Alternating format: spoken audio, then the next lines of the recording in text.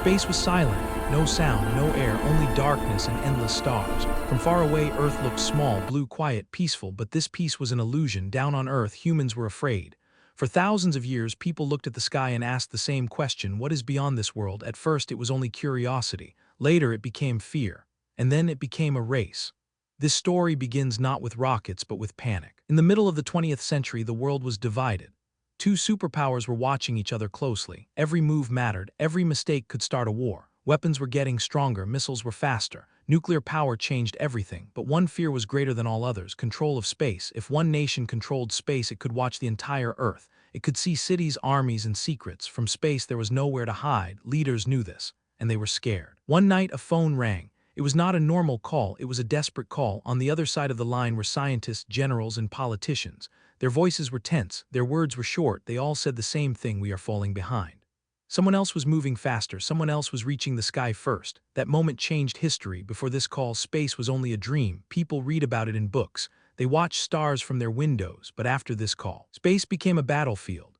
Governments started asking dangerous questions. Who will reach space first? Who will control satellites? Who will rule the future? The answer to these questions could decide the fate of the world. Scientists were pulled into secret rooms. Engineers were given impossible deadlines. Money flowed like water. Failure was not allowed, because failure in space did not only mean loss of money. It meant loss of power, loss of safety, loss of pride. Every nation wanted one thing: to be first, but space was not friendly. Rockets exploded, machines failed, men died, still they continued. Why? Because stopping was not an option. The fear of being second was stronger than the fear of death. At the same time, ordinary people knew very little. They saw news headlines, they saw rockets on television, they heard words like mission and launch. But they did not see the pressure, they did not hear the desperate calls. They did not know how close the world was to disaster. Behind closed doors, leaders understood one truth: space was no longer about science, it was about survival. If a country could place eyes in space, it could control Earth. If it could place weapons in orbit, it could end wars before they started, or start them. The desperate call was answered. A decision was made. A new kind of organization was needed. An organization with one goal: to conquer space. This was not about one rocket, it was not about one mission, it was the beginning of something much bigger. Soon space agencies were born. Each one had a different style, different goals, different secrets. Some worked in the open, some worked in silence, some focused on science, others focused on power, but all of them shared one thing: they changed humanity forever.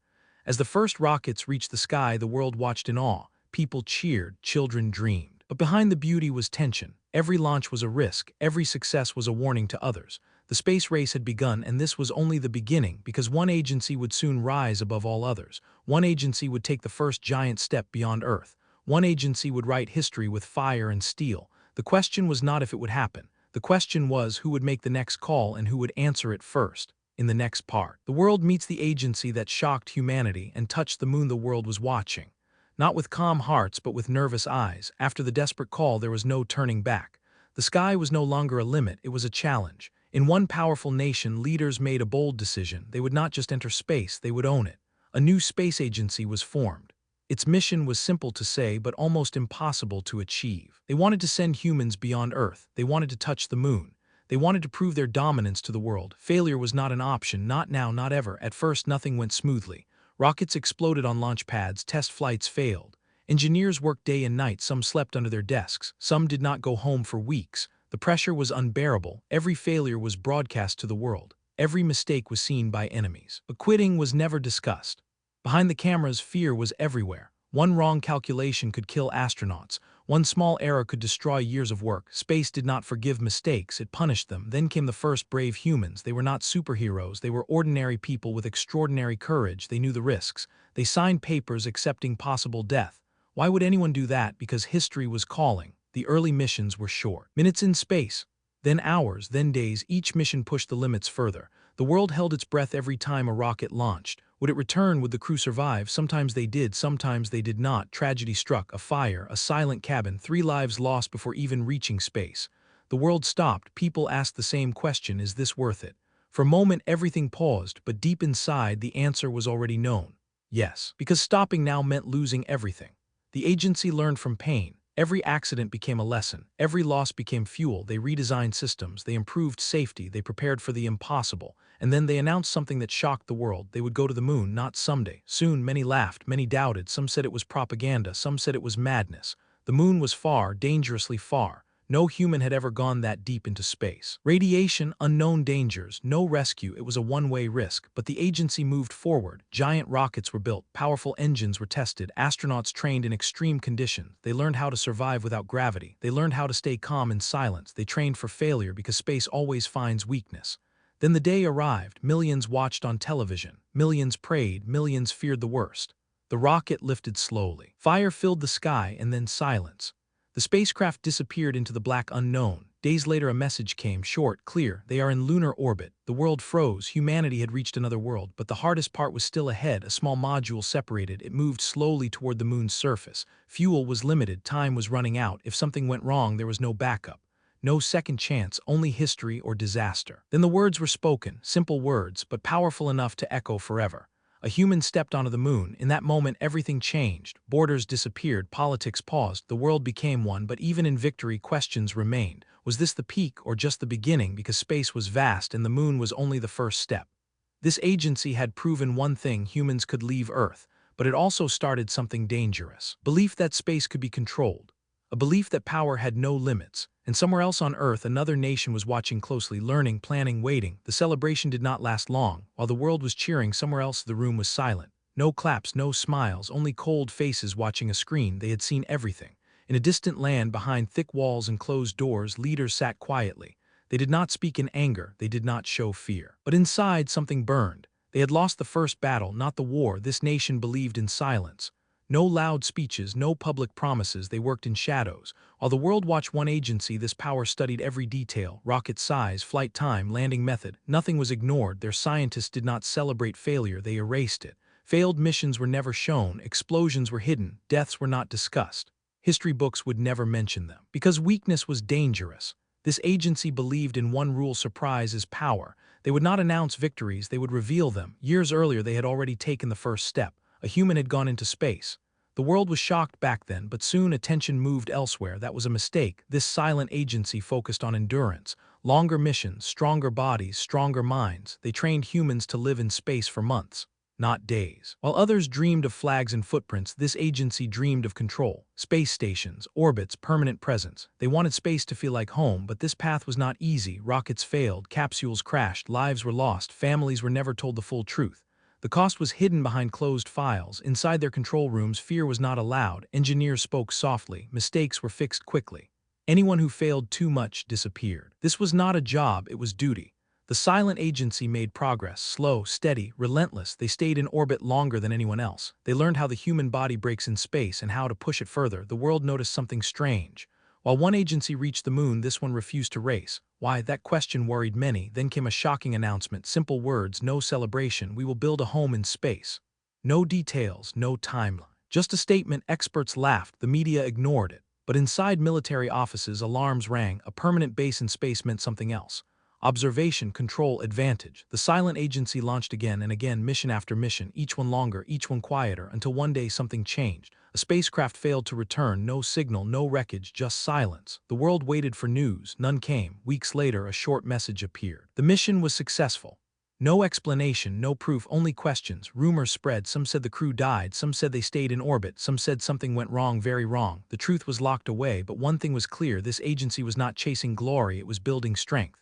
While people looked up at the moon, this silent shadow was already above them, watching, learning, waiting. The space race was changing. It was no longer about being first. It was about being ready. And then another power began to rise, not from the west, not from the north, but from the east, with patience, with secrecy, with ambition. The world was about to learn a hard lesson. Space does not belong to heroes, it belongs to those who wait the longest. This time there was no announcement, no cheering crowds, no live broadcast, no countdown on television, only silence. And silence can be dangerous. In the east, a new power was waking up. Not loudly, not quickly, but carefully. They did not rush into space. They studied it. They watched others fail. They watched others succeed. They learned without speaking. This nation believed in patience. They believed that time was a weapon, and they were willing to wait. While the world argued, they prepared. Their scientists worked behind closed doors. Their engineers followed strict rules. No interviews, no leaks. Mistakes were corrected, not explained. This agency did not want attention. It wanted results. At first, no one took them seriously. They were called beginners, latecomers, followers, but this was exactly what they wanted. Their early missions were simple: satellites, communication systems, Earth observation, nothing dramatic, but every launch was clean, every mission was successful, slow progress, perfect control. Inside their training centers, astronauts trained in silence. They did not give speeches. They did not smile for cameras, they focused. They were trained to obey, to endure, to survive. This was not about fame, it was about discipline. Then one day something unexpected happened. A human mission quietly launched, quietly completed. The world noticed too late. This agency did not stop. Next came longer missions, more complex systems. They tested life support again and again. They practiced docking in space. Every test had one purpose: to stay. While others talked about the moon and Mars, this agency focused on Earth orbit, because control does not always come from distance. Sometimes it comes from position. Experts began to worry. This agency was not chasing records, it was building infrastructure step by step, piece by piece. Then came a major moment: a space station, not borrowed, not shared, built alone, placed carefully above Earth. Permanent, stable, this changed everything. A permanent station meant constant presence. Constant data, constant watch. From space, borders disappear. From space, power looks different. The world reacted slowly. Some underestimated it, some ignored it, but military analysts did not. They understood the message. This was not a scientific project, it was a statement. Behind the scenes, plans grew bigger. Moon missions were prepared, robotic landers were tested. No loud promises, only quiet confidence. Then the moon was reached. Not with celebration, not with drama, but with precision. A lander touched the surface, collected data, returned samples, a perfect mission. The message was clear now. This agency was no longer learning, it was competing. But the most disturbing part was still unseen. This agency believed in the future. And in the future, space would not be free, it would be strategic, controlled, protected. While the world debated laws and treaties, this power planned beyond them, because space law is weak, and silence creates advantage. The space race had changed again. First it was about reaching space, then about reaching the moon. Now it was about staying forever, and this quiet, rising power was ready, not to impress the world, but to reshape it. Far above Earth, metal circled the planet. Solar panels opened like wings, antennas listened, watching cities, watching oceans, watching rivals. The question was no longer, who will go to space? The question had become, who will control it? And somewhere else on Earth, another group was preparing a different answer. Not with governments, not with flags, but with money and vision. This time, the warning did not come from a government. No military meeting, no secret call. It came from a person, one person. For decades, space belonged to nations. Flags, borders, power. Only governments could afford rockets. Only governments could dream big, or so everyone believed. Then a new voice appeared. It did not speak like politicians. It did not sound careful. It sounded dangerous. The voice asked a simple question: why does space belong to governments only? This was not a national agency, no flag behind it, no anthem. It was a private vision, and that alone scared many people. This new force believed something radical: that space should move fast, that rules slow progress. That failure is not shame. It believed rockets should be reused, mistakes should be public, and risks should be taken. Governments hated this idea. At first, no one took it seriously. People laughed. A private company in space? That will never work. Experts predicted disaster. They were not fully wrong. The first launches failed, rockets exploded, millions were lost. The world watched closely. They waited for collapse, but something strange happened. The failures continued, and so did the launches. Again and again. Where governments stopped after failure, this force pushed harder. Engineers worked like gamblers: fast tests, quick fixes, no long meetings, no endless paperwork, just action. Then one day something impossible happened. A rocket returned, not destroyed, not lost. It landed back on Earth, standing alive. The world froze. This had never happened before. Reusable rockets meant one thing: space just became cheaper. And cheaper meant accessible. And accessible meant dangerous. Governments were no longer alone. They were no longer needed the same way. Space was opening to companies, to billionaires, to anyone with enough money. This rule breaker did not stop. Bigger rockets were built, more powerful engines. Plans were announced, not carefully, not slowly, but boldly. They talked about Mars, not as science, but as a destination. They talked about living there, dying there, starting again there. Many laughed again, but this time less loudly. The idea was disturbing. If a private group reaches Mars first, who owns it? Who makes the rules? Who decides who can live there? No law answered these questions. Governments began to worry. They depended on this private force now. It launched satellites, it carried astronauts, it controlled access to orbit. Power was shifting. Quietly. Some called it progress, others called it madness, but no one could stop it, because speed beats caution and vision beats fear. Behind the excitement, a dark truth appeared. Space was no longer about humanity, it was becoming about profit. Who controls launches? Who controls data? Who controls the future economy? These questions had no borders. This rule breaker believed one thing deeply: that humans must leave Earth to survive. Not as nations, but as a species. It sounded noble, but it was also terrifying, because survival always has a cost. Who would be chosen? Who would be left behind? Space does not forgive weakness, and business does not forgive loss. As rockets launched faster than ever, the sky became crowded, satellites filled orbit, debris increased. One collision could start chaos, and no one was in full control. The space race had changed again. First it was nations, then silent powers. Now, private vision. No flags, no rules, only ambition. And while the world argued about danger, this rule breaker prepared something bigger. Not a station, not a mission, but a future beyond Earth. The question was no longer, can humans go to space? The question was, should they? Because the next step would not be safe, it would not be equal, it would be final. Somewhere in space, metal burned through the sky, engines roared, dreams accelerated. And Earth watched quietly while others raced. Europe paused. Not because it was weak, but because it was thinking. Europe had seen wars, it had seen borders burn, it had seen power destroy itself, so when it looked at space it did not see a battlefield, it saw a question. Instead of one nation, many nations came together. Different languages, different histories, different scars. They all agreed on one thing: space should not divide humanity. This idea was strange to the world. In a race where speed mattered, Europe chose cooperation. No single flag, no single hero, only shared responsibility. Their space agency was built differently. Decisions were slow, meetings were long, arguments were common, but once a decision was made, it was solid, nothing rushed, nothing careless. At first people laughed, they will never win the race. They moved too slowly. But Europe was not racing. It was building something stable. Instead of loud missions, they focused on quiet science. They watched Earth from above. They studied climate, oceans, forests. While others looked outward, Europe looked back. At home, their satellites did not threaten enemies. They warned humanity. Storms, droughts, melting ice. Space became a mirror, and what it showed was uncomfortable. Europe believed knowledge was power, not fear, not weapons. Understanding Earth was more important than escaping it. Their engineers were calm, no shouting.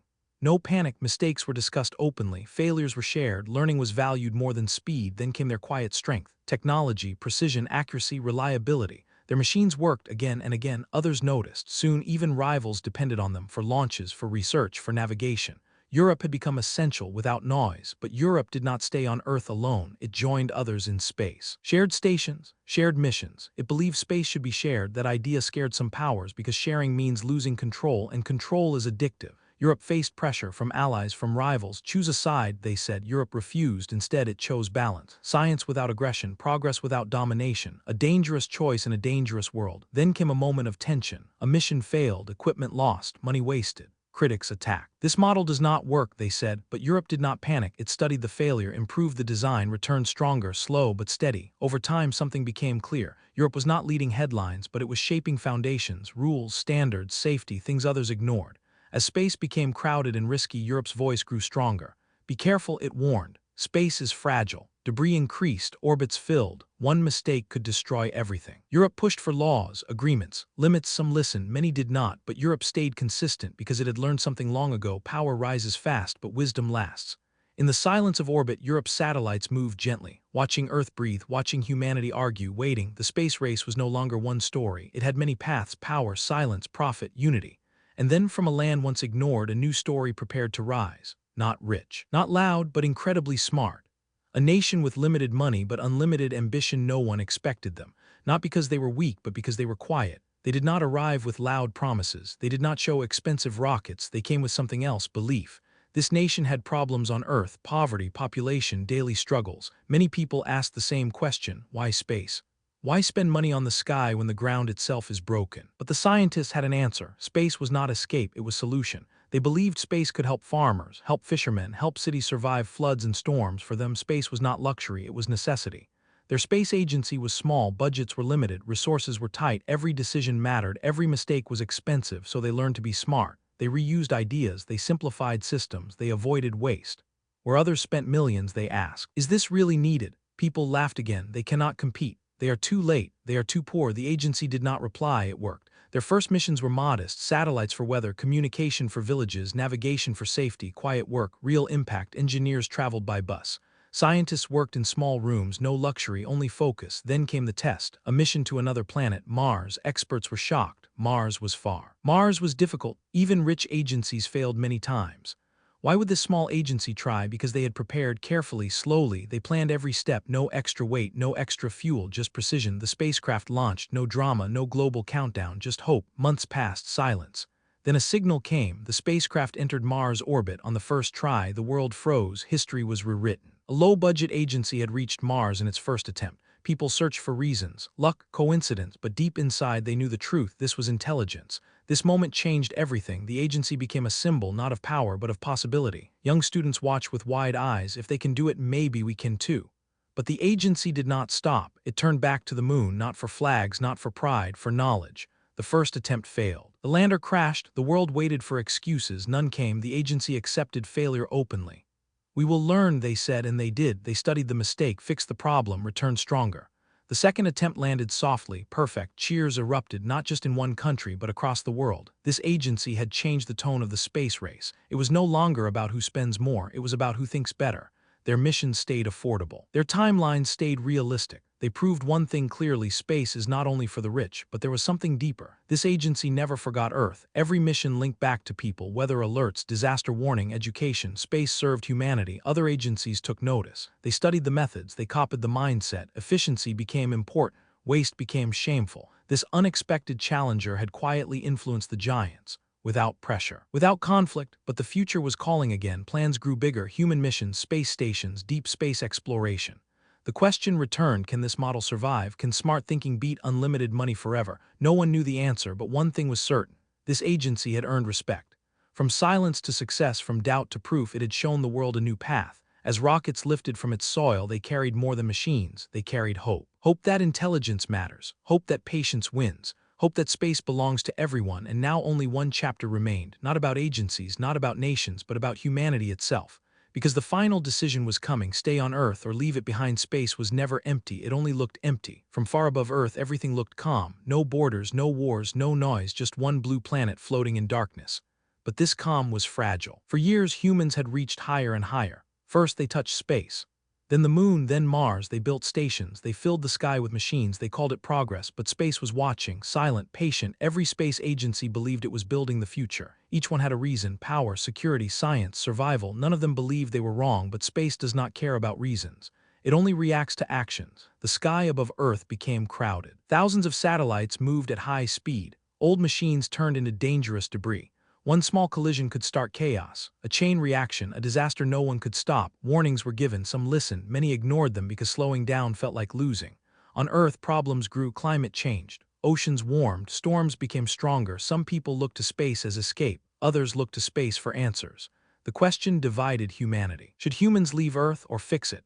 Some believed Earth was dying. They dreamed of new worlds, clean starts, second chances, Mars, moon bases, floating cities, a future beyond Earth. Others believed leaving was a mistake. Earth was not broken beyond repair. Humans were. Running away would not solve anything. Space agencies stood at the center of this debate.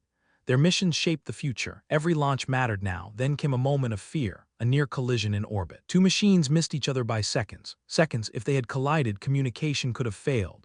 Navigation could have collapsed. Airplanes, ships, cities, all affected. The world paused. For the first time, everyone realized the truth. Space was no longer far away, it was part of daily life. Meetings were called, not secret, not national, global. Scientists, engineers, leaders, all together. They faced one question: what kind of future do we want? Future of competition, where space becomes another battlefield, or a future of cooperation, where space helps protect Earth? There was no easy answer. Power never gives up control easily, but disaster does not ask permission. Slowly, something changed. Agreements were discussed. Rules were written, not perfect, not strong, but a start. Some agencies agreed to share data. Some agreed to limit launches, not all, but enough. Meanwhile, humans continued to look up. Children still dreamed of stars, of astronauts, of other worlds. That dream never died, and maybe it never should, because exploration is human nature.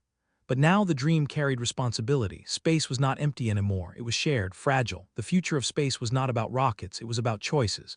Would humans repeat old mistakes, claim, control, destroy, or would they learn, share, protect, preserve? The final truth was simple: space will not save humanity. Only humanity can save itself. Space can help, it can warn, it can teach, it can inspire, but it cannot replace wisdom. From orbit, Earth still looked beautiful, still blue, still alive, and for now it was still home. The race was never really about space agencies. It was about who humans choose to be, conquerors or caretakers. Space waited, silent, patient. The next move was not written in the stars. It was written in human hands: the end.